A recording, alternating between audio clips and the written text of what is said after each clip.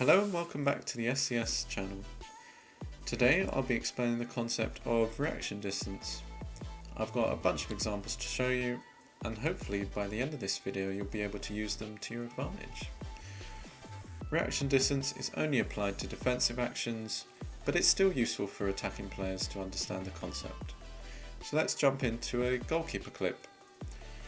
Reaction distance is the gap between the point you select and where the ball will be once you reach that point, which is highlighted by the black outline of a ball. Now this is a fairly typical example of a goalkeeper save, and so let's jump in and look at the action odds.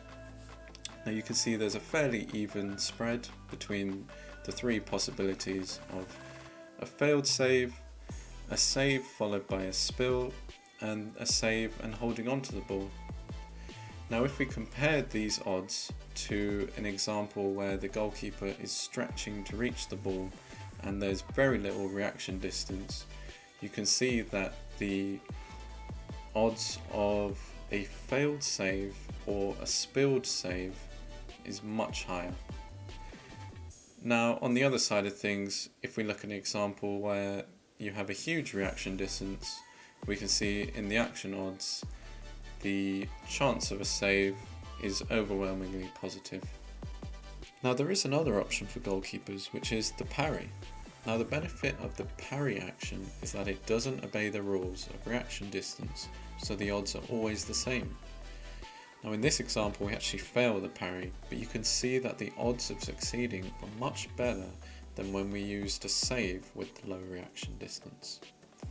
I'm also providing an example here where the reaction distance is much higher, just to prove that the odds were still the same regardless. Now let's move on to hard tackles, which use reaction distance just like goalkeeper saves. In this example, the defender in blue has just over a 50% chance of succeeding the tackle, as you can see by the odds. However, when we take the same two players and use a higher reaction distance, the defender in red is almost guaranteed to win the tackle. As you probably guessed, soft tackles don't use reaction distance, but they're a bit weaker. Thanks for watching, and if you haven't joined our Discord already, that's the best place to keep up to date with the game.